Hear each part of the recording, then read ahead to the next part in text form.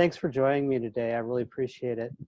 Everybody, this is Anthony Murdock, and I met him at a webinar what was the webinar about? It was about empowerment in schools, empowering color with social emotional learning. Right. And I also got to meet some of his students. Who is Anthony Murdock? I guess is a good start because when I met him, I felt very inspired and I wanted to share him as a kind of a guiding light for empowerment and include him in the curriculum, the Dreamsmithing curriculum. So do you mind going ahead? And I will try not to talk very much because you probably have a lot more interesting things to say than I do. No, thank you for the opportunity. I definitely appreciate it. And it's always a blessing when one blessing turns into another blessing, right? So we go from a webinar with a few hundred folks on there talking about how a model in the world's largest small city of Indianapolis, Indiana, is impacting students. And then you've taken your experience there to impact even more people on the other side of the country. So again, thank you. But again, you talk about who is Anthony Murdock II. Murdock is a purpose-driven, action-oriented servant leader and proud product of Indianapolis, Indiana. I'm a Juris Doctorate candidate at the McKinney School of Law in Indianapolis, Indiana. And I'm also a diversity, equity, and inclusion professional. So I work in the law school's Office of Diversity and Inclusion as well. I have two different businesses, a for-profit company called Murdock LLC that's likely most pertinent to this conversation today, where we're empowering communities to leverage their influence and fuel efforts for Black liberation, in addition to a nonprofit that's about 2 or 3 seconds away from being an official 501c3 tax-exempt organization, which I'm excited for, where we are turning entrepreneurs into powerpreneurs, one power move at a time. And ultimately, right, Murdock is in the business of becoming the greatest powerpreneur Indianapolis has ever seen. And I use that term powerpreneur a few times as I talked about who I am. And basically a powerpreneur, like I mentioned during the webinar, is someone who is always constantly leveraging the power in their story, even when it gets gory, because it leads to profit surely. And that is what I seek to do in every partnership, every collaboration, every meeting, every relationship, every engagement. And it's understanding that first and foremost, there's power in my story. And why is there power in my story? Because your story is filled with words, and our words have power. Life and death, right, lie in the power of the tongue. And so if my story is the culmination, the assemblage of words, it must be powerful. It is power, it is filled with words, all of which have power. And so when I understand that my story has power, I can use that power to oppress, suppress, and depress, or I can use it to work towards progress and success that is personal, inclusive, and purpose-driven. And so I'm constantly engaging in how to learn to leverage my power, right? That power in my story, even when it gets gory, even when things get difficult in life, to lead to profit surely. And that profit that I talk about is not the change in my pocket, but that social change that we can make in our communities. So that's who Murdock is. That's who I am. So is that a social entrepreneur, a powerpreneur? Yeah, I mean, so you're looking for ways to invest in the community and grow with the community. I love that, and I really appreciated your thoughts about words and how important they are. I really put a lot of emphasis on that in what I'm doing in the curriculum and making sure that the people who are doing it are not skipping past anything that they could learn from and profit surely. So I love the alignment for sure. No, something I say a lot is that Murdock's about we and not me. And there's not a moment I spend not thinking about us. And I say that because who I am, and even more than who I am, but the different communities that I'm a part of, or the communities that I work to create, it is not about a singular person, right? But then also it's not about me, right? When you talk to me, you're talking to a group of people, right? You're talking to a community. You're talking to an incredible history of trauma and triumph, as a good friend of mine, Micah Benson, would say. You are talking to so many people at one time because of a village, right? It takes a village to raise a child, right? And I'm a product of my environment, a proud product of my environment. And so when you engage with Murdock, with me, you are talking to we. And so when we talk about investing in yourself, the best for me to invest in me is to invest in we, my community. And so I'm constantly engaged with that. I love the connectivity and the sense of, I mean, there's a civic duty, but it's not like a governmental civic duty so much as just a sense of everybody being connected. And I'm very grateful for that. It's so important to me as well. Who inspired you to become this powerpreneur? And then just in terms of maybe of 2 or 3 historical figures that really stand out. I'm just curious. Thanks. No, great question. So when thinking about that, I have 2 that come to my mind off bat. So one, my oratorical mentor, Dr. Frederick Douglass Haynes III, which his name alone, right? Frederick Douglass Haynes III. Just that name carries so much weight. That name carries so much story. That name carries so much history. The words. That is bold, that is beautiful. Yeah, and he's my oratorical mentor. And one of the reasons why is because, like I said, so he's a reverend. He has a church out in Dallas, Texas, Friendship West. And me being a Christian Black man, a young Christian Black man, in many ways I understand my Blackness through my Christianity. By that I mean, Jesus to me wasn't just this, savior that came down from heaven.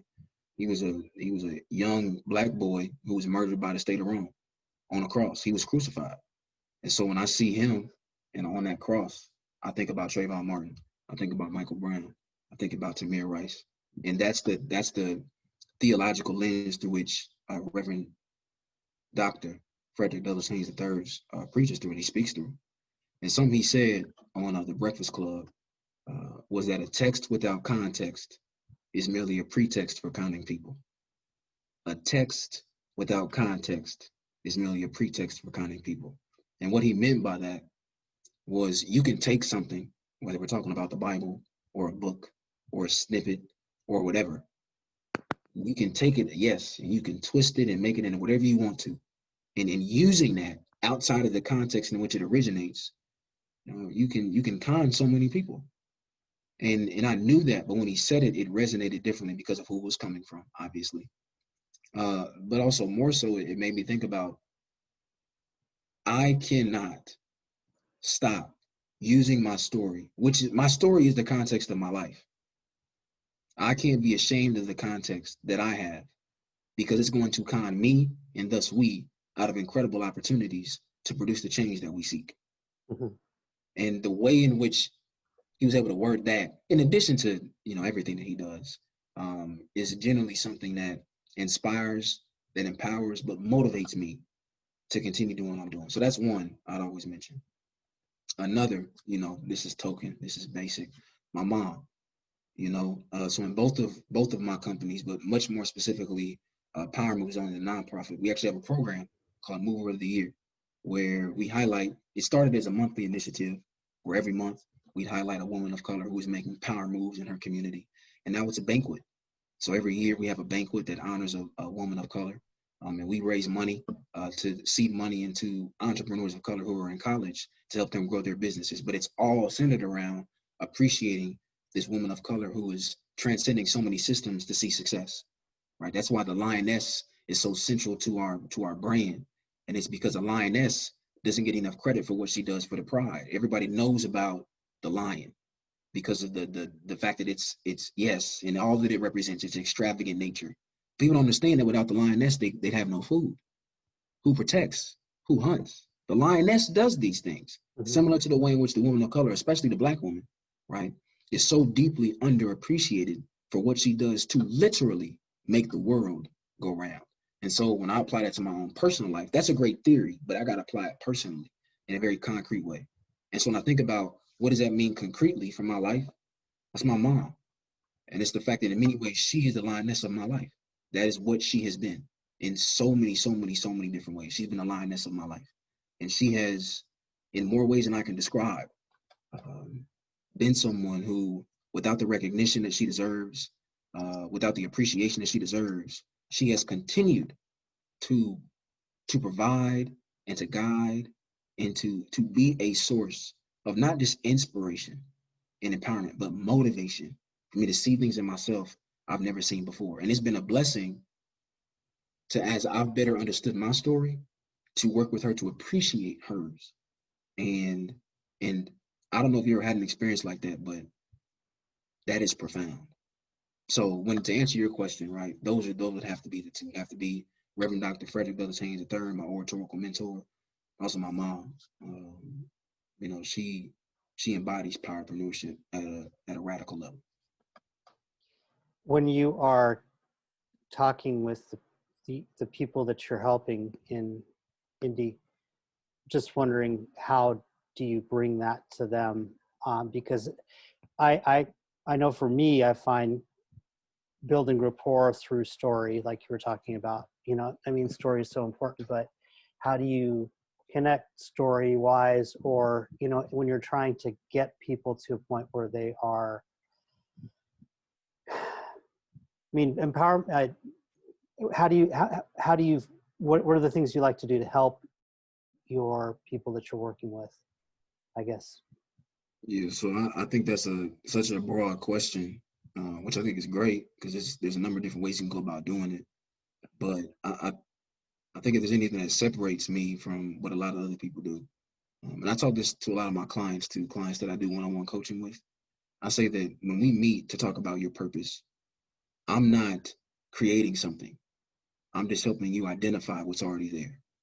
We're going through a process of extraction, right? We're simply taking out what has already been placed inside of you. And my skill is not to create. I can't create, but my skill in this environment, in that dynamic, is to help you pull what's already inside of you, help you see things that you may not have seen before simply because of your frame of mind. Right? When we've been socialized to think that we're not worth anything, we've been socialized to think that we are incapable, socialized to think that we are less than. It takes someone who is not within that frame of reference to look and do an assessment of you and share that while this might be your norm, this is not normal. And so that is what I seek to be. Now, how do you do that, right? How do you do that? It starts very simply. And I'll say that, and I guess an advantage I have is the fact that this whether it's the students, the companies, the professionals that I serve, I look like them, right? So when you were on that webinar, you know, you were talking to 17, 18, 19-year-olds. I'm 24. Now, my facial hair might suggest I'm a little bit older. I know my facial hair definitely ages me. But, yeah. but it's a one-on-one conversation. Yeah. And so we're not speaking different languages. Something that one of those students said, and she and I actually mentioned it a lot, like when our one-on-one sessions, we talk about it all the time. This linguistic gap that perpetuates generational divides. And it's this idea that, and it makes sense. Like the music that my parents listen to, not the same music I listen to. The politics of the everyday of 2020 is not the same as it was in 1990. The things that were normal then are not normal. The things that were cool then are not cool now. Things change.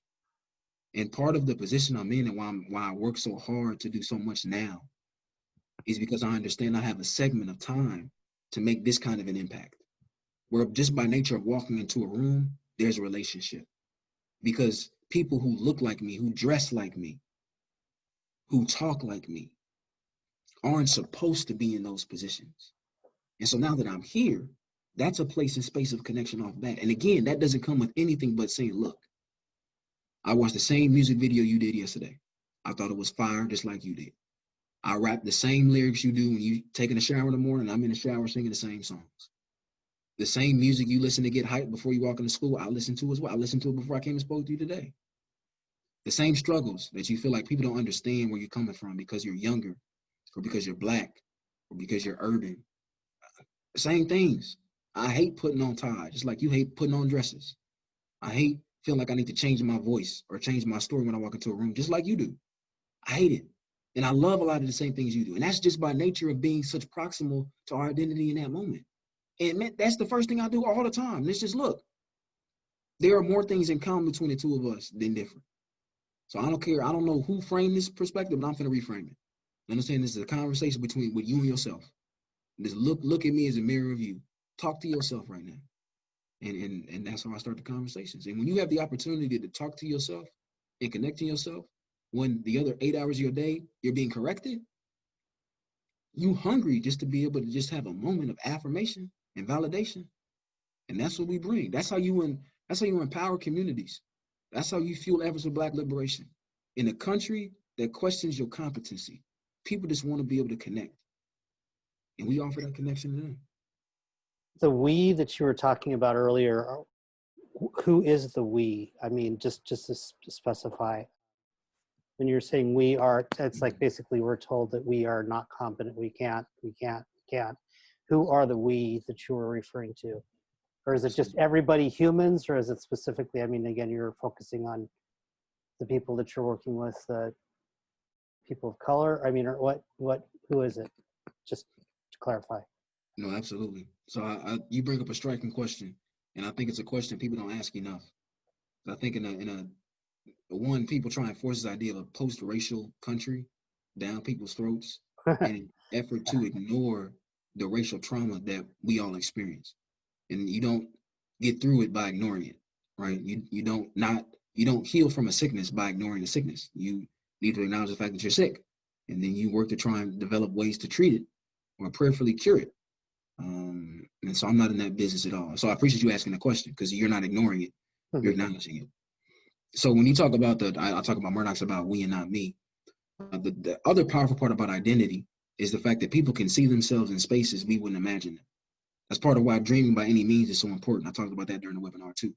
I dream myself in the places in the communities that I'm not normally be a part of. Whether it's because I'm the only Black person there, I rarely do that. But that's been dreams. I've dreamed about being in spaces where Black folks have not occupied. More often than not now for me, I dream myself in the places in the communities and in these spaces of we for different people because of my socioeconomic status or because of my age, where I'm walking into places where people need more experience or more capital. I see myself there. I become a part of that we. I dream myself in there. And so I say that first to say that the we I speak of is a we that I think genuinely anybody can see themselves inside of. And I think that's the nature of community. However, when you talk about my target audience and my target demographic, I'm like, yeah, like when you talk about young Black people in this moment, in the midst of this move to make Black Lives Matter, that is the we I will always curate my intentions for. At least in this stage of my life, in this stage of the business model, in this stage of who I'm here to impact right now. Oh yeah, I'm talking to young Black folks who, because we also have to understand who the world is targeting. We have to understand who's the most marginalized, right? Malcolm X talks about, who's another, role model of mine. I'm a genuine intellectual who inspires so much work. But he talked about the most disrespected woman in the world is a Black woman. The most neglected person in the world is a Black woman, and the least protected woman the least protected person in the world is a Black woman. And how am I here talking about empowering communities to leverage their influence to fuel efforts for Black liberation? Now, these great words that are such magnificent things. Talking about leveraging the power of your story, even when it gets gory, leads to profit surely. How am I supposed to do that if I'm not serving the least of these?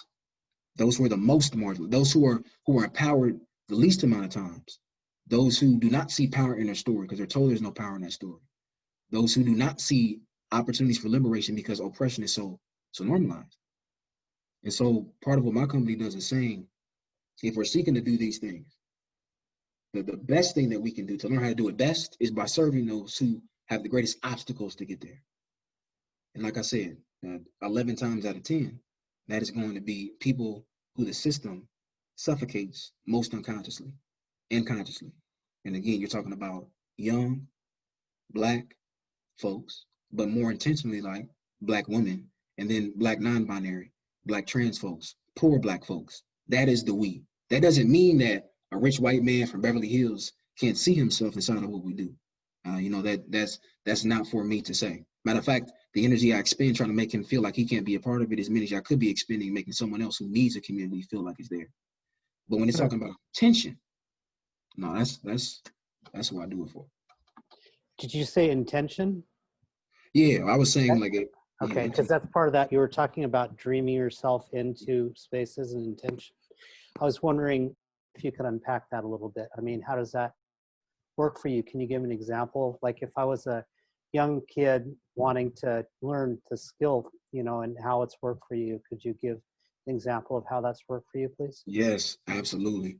I'm gonna tell you a story, right? I'm gonna tell you a story. Because we're talking about stories today. I ain't told no stories yet. Yeah. So when I was in college, I worked 4 jobs. All right. And one of the jobs I started when I was in high school at McDonald's, probably like a lot of the students. Well, in the pandemic, I'm not sure if they're still working there. I think they are. They got masks on. Anyway, when I worked at McDonald's, all right, I worked at 2 different McDonald's, one close to my college campus and then one back by my crib. And something I do with both of the McDonald's, I do inventory. And so the truck will come early in the morning, 4 or 5 a.m. And you got to take the stuff off the truck and put it back in the stock, or you put it back in the freezer. And so, you know, I get there during my shift early in the morning for classes. I go and put them gloves on, that coat on, and put my headphones in. And I play Meek Mill. He has a hip hop rapper. I'm sure a lot of the people watching this gonna know who that is prayerfully. And his label is called Dream Chasers. And I put in Meek Mill. And I remember I listened to Ready or Not over and over. Over and over and over. And there's this incredible audio that starts that song. That talks about like what a dream is, and it talks about the percentage of dreams we actually remember versus those that we process at night, and it talks about what a dream really is to us and the impact it has on our lives. And I would listen to that, man, as I'm taking fries out of the back of a truck to put into a freezer. You know, my hands are frozen. I'm tired. I'm trying to get this money, you know what I'm saying, to pay for school or pay for these new pair of shoes or make it day to day, or you know what I'm thinking about. You know what I'm saying? I might be taking fries out of a back of a truck and put them in a freezer, but I'm thinking about one day I'm gonna own one of these. You know what I mean? I'm thinking about one day I'm gonna be able to employ somebody to do this for me. I'm thinking about one day I'm not gonna have to work 4 jobs while going to school, while starting a business, while trying to remain sane in a world that drives us crazy. That's what I'm thinking about. You know, the vision for Murdock LLC was birthed in the freezer at a McDonald's. The vision for Murdock LLC was birthed, you know, cleaning gym equipment before I went to class at Butler University. The dream from Murdock LLC was birthed cutting grass, laying down mulch, working with your hands. Murdock LLC was made when I was writing theses for papers I didn't understand, and for papers that I did that people thought the theses didn't make sense because it spoke too deeply to my reality.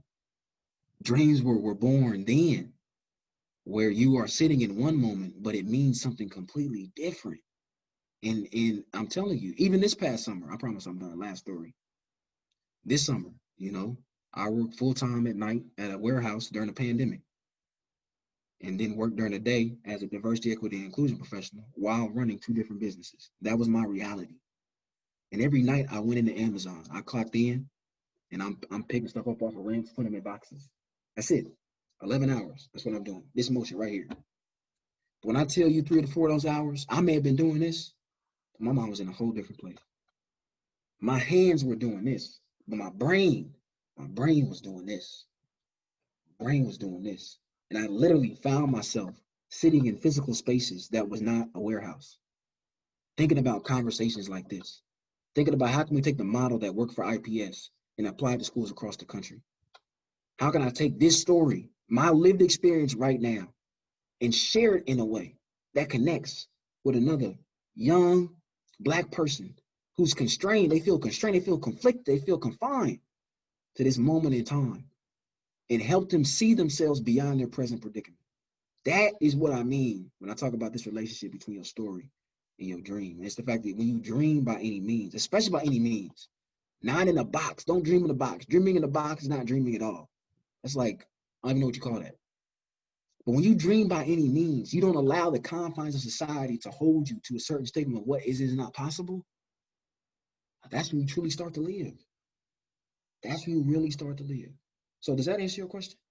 Yeah, you mentioned one, I mean, like the music you're listening to, and I well, I've not heard of it. I'll listen to it, but other like things that you would turn the kids on to that you would want them to check out to kind of juice up on the focusing on manifesting what they want, and just building dreams. You dream yourself into places. I mean, what are some things that you like to recommend to your kids at IPS or wherever I mean, I know you do a lot of this not only in IPS, but you're out there with the businesses and coaching people and all that. So go ahead. Yeah, I think you are your greatest obstacle and you're your greatest motivator. So you talk about what do you need to listen to? You need to listen to yourself. I think too often we miss out on opportunities just to become self-motivated because we tell ourselves to shut up and don't even know it. Like if you just let your mind run, you'd be surprised what your mind can do. Before you go and look to listen to, and I can name off authors, which I will. I'll give you a couple of different publications and podcasts and stuff like that, and artists. But before I do that, like just listen to the greatest artist you'll ever know, yourself. Like just listen to you. You are not, and that's what I'm saying. When I was like I said, in a warehouse, laying down mulch, in the back of a freezer, freezing my hands off, I knew my value in those moments. And if I didn't know, because I forgot a lot because of my predicament, I was reminded. And it's because you don't have nothing but yourself. When you're in the middle of a warehouse for 11 hours, you ain't got nothing to do, especially in the pandemic. You can't touch nobody, you can't talk to nobody. You sitting in your lane with yourself. And you're either gonna fall asleep or you're gonna figure out who to talk to. And I talked to myself in my mind. Dialogue. I had moments with Murdock. And it was just me talking to myself. And we search for these external entities and places and spaces of reference to validate what you don't need validation for. Just listen to you. Because you are an incredible creation in and of yourself. Like without these external, if you literally was born in a box that was soundproof, and you was given food and stuff like that, right? So you didn't die, but you were just forced to be in that box, you still would be an incredibly intricate individual. Like you just wouldn't be just laying there like a vegetable. You would still grow and develop. Society might call you weird because you didn't learn how to communicate with people, but you would be an intricate and incredible individual. You'd have thoughts. There would be things that would pop in your head. That's part of why humans. It's like, how did these things get there? So if you just were in a box for your whole life and you would still just have incredible means of inspiration. Imagine being out here where people experience you and you experience people. How much more intricate and complex and creative and innovative you can be. And we would rather get on YouTube or Instagram every morning looking for someone to tell us that we're worth it. You haven't even given yourself the opportunity to say that, you know what, I'm the juice in the sauce. I'm the whole picture. So how do you do that, right? Before we talk about these external, how do you do that? And again, people talk about journaling, people talk about reading, people talk about meditating, and I do those things, right? Here's what I'll tell you. Here, I think it's a more less formulaic and more just principle. And it's you need to enter into an environment every day in which you can just have a dialogue with yourself. And for some people, like it was for me when I was in high school, I had to listen to music. When I listened to music, it brought me to a different place. It was a transport, right? To a point to where I wasn't even listening to the lyrics. I was just not where I was. Hip hop started as an escape. It has helped me leave the world. And that's what it did. It took me to this alternate universe. I could put in the Carter 3 by Lil Wayne and I would be in a different place. I just was not here. I could listen to, this isn't that conversation. But the point is, hip hop would take me to a different place. And what I'm saying is to people watching, what you need to do is you need to figure out how to get to this other, where you can just listen to yourself. And it's trial and error. So yeah, you can start with journaling. I'm saying starting with meditating, start with prayer, or by listening to your favorite artist, and just take some time to get lost in yourself. Because when you get lost in yourself that you find what you've been looking for. Ain't that powerful? It's when you get lost in yourself that you find what you've been looking for. Because there's so much more proximal than you think. Now, that's internal. External, again, I'll give you the same recommendation I give anybody, just because I think that, especially for the demographic that I serve more intentionally, but than anybody, you need to listen to these things. So one, Carter G. Woodson's Miseducation of the Negro. I think any black person who ain't read that before needs to read it. But even if you ain't black, the way in which Carter G. Woodson talks about systemic racism before systemic racism was a term is incredible. So The Miseducation of the Negro by Carter G. Woodson. Two, The New Jim Crow by Michelle Alexander. Again, for black folks that are tuning into this country, again, profits off of our imprisonment. And racism did not end with slavery. Matter of fact, there's more people incarcerated now than were enslaved on those slave ships in 1619. I understand, again, we're in a new form of slavery now that, well, we won't get into the politics of all of that, but you need to read her book because she talks about it. And it's a black woman writing it. So tap into that. So I thought that 13th was a pretty good. Oh, yes. Yeah. Oh, yes. And Ava DuVernay. Talking about how the prison, system started after, quote unquote, emancipation. Yeah. Then it was just like, it was probably worse. I mean, really. Yeah, I think it's gotten worse. That's what I'm saying. I think it's definitely gotten worse. But yeah, those two pieces, I would recommend that to anybody. Those two things to read. In terms of podcasts, I'll put on some people locally here in the city, here in Indianapolis. Dream Big, Think Sharp by Joshua Posley. That's an incredible podcast to listen to. Another Day, Another Chance. That's by Notes from Corinne. You can find it on all the both of these you can find on all the different platforms. Another one. Oh my gosh, there's so many. I'll just listen to those two because I don't want to overwhelm people. But then lastly, like I said, I'm a huge hip hop fan. Like I said, hip hop for me started as giving me a means of escape. And it let me escape to a world that didn't exist because I never heard somebody speak to my reality like they did in hip hop. So again, my favorite artists are Meek. I know it don't mean nothing to you, but it may mean something to some of the students that watch. But Meek Mill is huge for me. Black, the artist Black. That's for a lot of y'all mispronounce his name. 6 Black or Slack. His name is Black, but it's another one that's powerful for me. I'm working my way through hip hop evolution, but I'm not caught up yet. That's okay. It's all a process, big dog. It's all a process. But no, Meek and Black definitely have done some powerful things. In addition, like Tupac. Tupac is just another. Wow. Yeah, he's a thought leader, a timeless thought leader. But yeah. So those are probably 6 sources I can give that people could look to. And the 7th, the most important, being yourself. You should be your greatest source of inspiration. There's a lot of what I feel, because I come from sort of I guess, in a spiritual framework, sort of a Buddhist framework. I feel a lot of self-compassion in what you're saying, look into yourself. And I'm just wondering, influence is what brought you to that, seeing, the amazingness of yourself or the creativity of yourself. But there's a level at which you're saying to do it with compassion for yourself, because we have this negative chatter that goes on. The system does it as well, but we've also got plenty of it going on up here.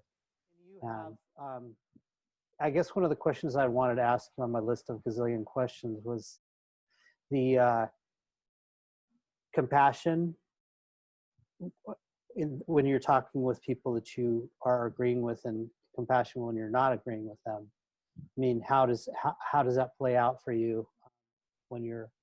And I was also very happy to hear that you meditate and all that, because it's it just made such a huge difference in my life. It's truly liberating. For me, I had so much trouble controlling my brain, and I don't control it now, but I'm much more okay with it. Yes. Oh my gosh, what you just mentioned right there, but it connects to what you're asking me. Yeah. One, meditation is not about controlling. As I understand it now, right? It's not about controlling your brain, but it's letting your brain be what it is. Like, so many things try and control us every day. The liberation is literally, oh my goodness. Sometimes liberation is not even like an affirmative or defensive act. It's just the ability for things to be. Like we live in a world of constant interruption and non-consensual interruption. So to just allow things to be naturally and organically is so, which is so powerful. Like liberation, emancipation, those are affirmative. Like you have to do things to experience that. But for our version of that to be something as simple as letting it be speaks to how constrained and confined this world can make us. And so when you talk about how do you have compassion with people who do and don't agree with you, it goes back to what you just said. And it's the fact that if I'm walking into these places trying to force people to become something, I'm as bad as what we're fighting against. I'm as bad as what we're fighting against. Assimilation assassinates character. So if I'm forcing you to assimilate into something, we live in a culture that forces me to assimilate into a culture that appropriates me, that appropriates my ideas, that appropriates my culture. So when I walk into rooms and I'm forcing people to become more and more like Murdock, I'm doing a different version of what we're fighting to stop. And that's why you're working so well with the kids, because you're not trying to make them like you. You're trying to just validate who they are. Yeah. It's less about, we have to connect before we correct. Connect before we correct. Correctional facilities. We're talking about, those are words of imprisonment. Those are words of confinement. And that doesn't mean that we can't hold people accountable. That doesn't mean I can't want you to see, that doesn't mean I can't want you to be more, or I can't see more of you than you see in yourself. Like that's not this. That's not what I'm saying. We're not just supposed to let people be anything and everything whenever, because no, that's how people die. Like that's how people get hurt. When you don't warn them of the things that come in life. Like that's not what I'm talking about. But the wild part is people that listen to this are going to say, so we're just saying we're going to let kids do willy-nilly and do whatever. No. But the fact that you believe that's what it is speaks to how confined you've been. Even your idea of liberation is confined to it. Woo! Yeah. This is deep. This is deep. And so to answer the question about how are you compassionate with people who do and don't agree with you, I'm not walking in there trying to make you agree with me. Shoot, I'm coming in to learn. That's the thing. I go in and have a conversation. I'm like, let's chop it up. That's what I come here for. I'm like, let's talk. I'm finna present you with something. All right, my framework on life. And a lot of people tell me they learn something from what I got to say. So prayerfully, y'all do too. But then once I share my little 10, 15 minutes, let's chop it up. Let's have a conversation. Because I'm going to learn things from you. You're going to learn things from me. And we're going to become more learned by the time we leave this conversation. That's progress right there. But folks, when you come into these environments saying, my goal for success is everybody's going to feel this way, you are taking out the autonomy of what allowed you in that room in the first place.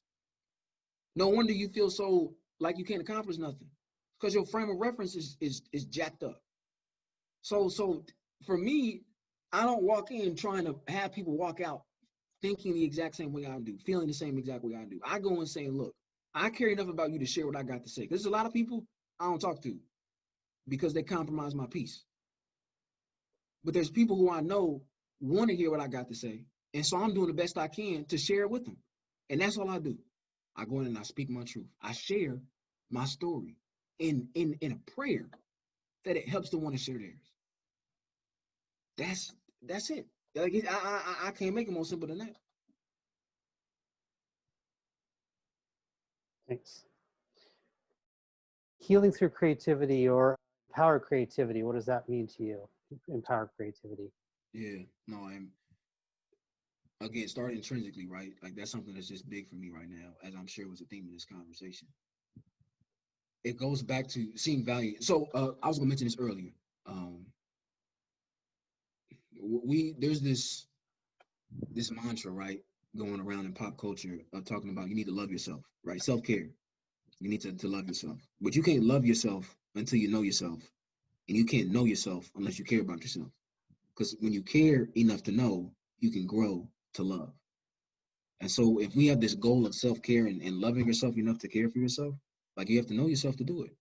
Like if we are in this place and space of saying we need to love ourselves better, you cannot love something you don't know. You may think you're loving it. You're loving your idea of what that thing is. You're not actually loving what that thing is. And so in order to love something, you got to know it. But in a world of so much knowledge, so much information, you got to care to know about something to develop the knowledge you need to learn to love it. And so when you talk about empowering creativity, when I think about creativity, I think about it intrinsically. I think about what can I offer that no one else can offer. I think about unique and creative, not as one and the same, but I think about creativity is like a spirit, not a process, but a descriptor for people who embrace their uniqueness. People become more creative when they take what makes them unique and they do something with it, right? That is being creative. You are being creative when you're taking what makes you unique and doing something with it, right? And so, but you cannot know what makes you unique unless you know yourself, and you have to care enough to know it. And the best creatives are people who love themselves enough to appreciate what they know about themselves, and it was first because they cared. And so when you talk about empowering creativity, we got to create environments for folks to be able to love themselves. They can't do that without knowing themselves. So we got to, how do we allow people the space to become more and more self-aware, to understand what they bring into an environment, the kind of trauma and the baggage that they bring, but also the tools for emancipation and liberation for other people, the talents, the skill sets that they bring, the assets they bring to the table. But you can't do none of that unless they care. And for me, I care more about myself when someone cared about me. And we live in a world that people don't care about people. First, not Black folks. And as a Black man who's learned to love himself, I'm just trying to care. I'm trying to care about these kids, man. So, and I'm really just a big kid. I feel like a lot of us are really just big kids. Like we're all just big kids. Don't lose that. Yeah, we're all really just larger. And some of us aren't even larger. Like some of us are the same size we were like middle school. So we're just older kids. Empowered service. What is empowered service? Empowerment through service. I mean, that kind of, you embody it, I think, but if you could define it in words or in actions. Again, story. I mean, that's your superpower. So story. Yeah. That's a dope way of thinking about it. Yeah. The superpower. Yeah. I like that. The superpower of telling stories. That's dope. The superpower. That's dope. I like that a lot. You can use it. Thank you, Rick. I appreciate that. All right. Service, man, that's deep. So I've done a lot of reading back when I was in college about like the idea of service and like a service that's reciprocated, and the different levels of it, right? Because when I think about service, I think about a lot of people going to do like neighborhood cleanups and things along those lines, but that's very like one-sided, and it's also not.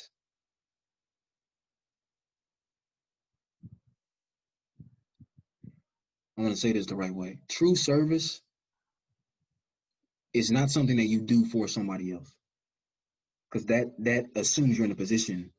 That assumes somebody else needs you. And I think that we do need each other. There's no question, but we need each other. Like someone doesn't just need me. Like I need them. Does that make sense? Like I need some of you and you needed some of me. That's why this is so beautiful. We are doing service right now because of what we're providing to each other. Mm-hmm. Now, I'll use not a story per se, but I'll use an analogy. I think oftentimes people consider service watching the YouTube video, not talking with the person who made the video. You're not watching my YouTube. You're not watching my Instagram. You're talking to the brother who makes it, right? I'm not looking at your website. I'm not browsing your brochures. I'm not looking at your newsletter. I'm talking to you. Mm-hmm. And so when you talk about empowerment through service, I think about to what extent do you put people in positions, one, because you're talking about empowerment, to what extent do you put people in positions to connect with people to do better for the communities that we're a part of, right? How do you put people in positions to connect with people to do better for the communities that we're a part of? So many people seek to serve communities that like go to neighborhoods and do things in neighborhoods you don't live in. as if they need you when you ain't done nothing for your own block. And by you going on somebody else's block, you don't know the culture. You don't know that's the problem with policing. That's one of the problems with policing. I mean, again, I'm not gonna go there because we don't have enough time for that. Yeah. But under the current frame of policing, which is extremely problematic because we know where the roots are. But even if you agreed like with policing and all that kind of stuff, right? The fact that we don't have police officers who are working in the neighborhoods in which they live, that lack of cultural competency and spatial competency is one of the reasons why the relationships with the community are so contentious. And so but that's people's idea of service, going elsewhere to do something for this group of people who need me so bad.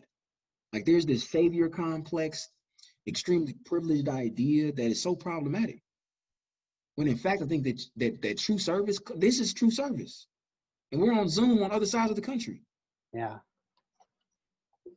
So yeah, I think it's about giving people, creating opportunities through example.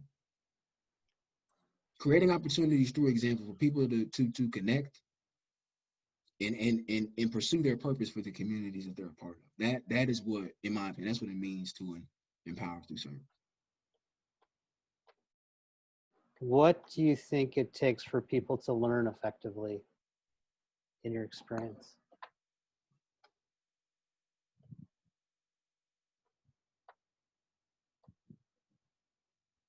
I mean, that's deep. I think it depends on the person that's learning. It depends on the student. And student doesn't necessitate a particular age demographic. Right. But that's deep. I keeping it broad to learn effectively.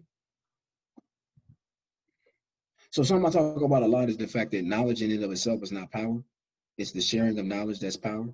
Like it's when you exchange it, like when you tell me something and I tell something back to you, like that was power. We now have more power. But just the fact that the knowledge is sitting here, like this mug, for example, like the fact that this mug has water does not make me less thirsty. It's when me and this mug have an exchange and I drink some of the water that's in the mug. That's it. I'm now less thirsty because of that exchange. What does it have to do with learning effectively? And it's the fact that too often there's classrooms filled with mugs that have water in it, but students don't want to drink it because the water's dirty, or they think the water's dirty, or they never had water before, or they never drank out of a mug before.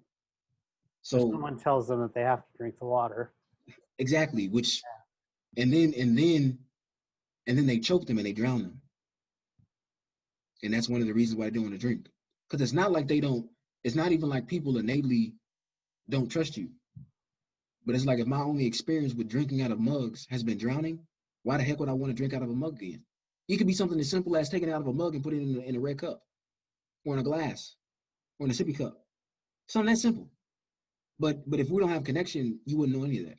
So when you talk about learning effectively, what's needed for people to learn effectively, independent of the kind of student that we're talking about, or the relationship between the student and professor, it's about the environment. Do you create an environment where people want to drink out of cups? And again, the cups and stuff is a metaphor for the exchanging of knowledge. That's powerful. Yeah. To what extent are people comfortable growing and exchanging, developing power in this place and space? Do they feel like as a result of being in this environment, they can get something from it? And in a lot of situations, people don't feel that way. And that's why people don't have opportunities to learn effectively. Mm-hmm. The education system, what should be added to it and what should be taken away from it? I mean, what do you think, if you could think of a few things that could benefit from adding, or could benefit from losing? And this is, I guess I'm thinking at the level that you're working with kids right now, the education system's pretty big. Yeah. If I can make, similar to what they asked them students, right? If I can make like one improvement right now, what would it be in the context in which I work? One improvement, it may not be an improvement per se, but growth. Like I think the one area I look for growth and greater understanding is I really And it's for this, it's not even for my sake, but again, it's for the sake of the scholars that we serve. And it's getting people to better understand just how proximal they are to what they need. Like I talked about at this keynote I gave the IPS last week, why I don't like hope. Like I don't believe in hope and I don't believe in fear, but I have a deep, deep, deep, deep, deep belief in love. And I don't believe in hope because I think that hope is what systems use to make people grab for things that they'll never reach. Like there's just been this like systemic mishandling of hope that has led to like the mental emotional death of so many beautiful people. And I'm bringing it up here because of you don't need to hope. Like I don't need to hope for a mug. Bro, it's right here. Like I can see it. You know what I'm saying? Like it's right here. And part of this hope trope is it forces people to continue aiming for something that's so not tangible instead of appreciating like the beauty of what's right in front of them. And I don't even know if people do that intentionally, but I pray for the sake of our scholars who need something right now that we stop asking them to hope. And I don't mean they can't dream. I told you, I talk about dreaming for half of this conversation. But like, stop forcing them to reach for something that they cannot grab or shouldn't look to grab right now. And like, help them appreciate the tangible things they have right here in their lap. Exactly. So yeah, that'd probably be one.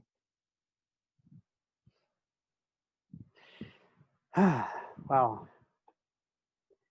Well, I am very grateful to have had this time with you. Learned a lot, and I'm really looking forward to putting it out there. Yeah, no, thank you. Anything else you want to just, say or add in your what before we cut it, finish or? No, just thank you. I appreciate you. From the little time I've known you, and this is the powerful part, right? I was talking to my girl, and I was like, I'm about to do this thing with this guy I've like never met before. Like we connected on a webinar virtually like 3 weeks ago. He lives in a completely different state than I do, but he cares about what I have to say, and I pray he's not gonna take all my words and like abuse them. You know what I'm saying? Like mishandle them. But I trust him not to. And there's power in that. Like there's deep, deep, deep power in that. And I share that with you today just because, you know what I'm saying? Thank you. Thank you for the energy that you brought.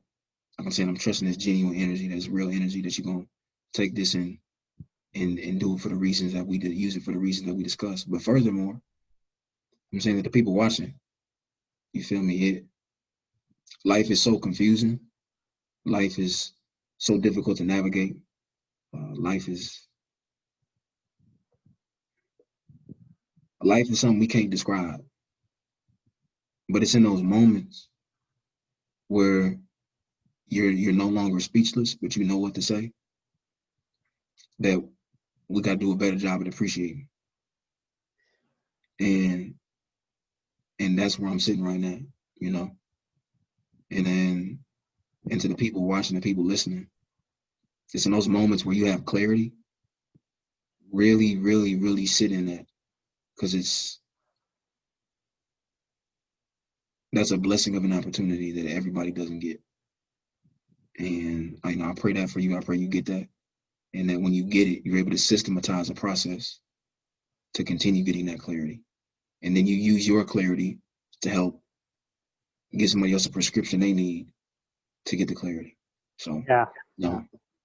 Mentoring and such. I was thinking about what you're saying is staying with it, staying in it, marinating in it.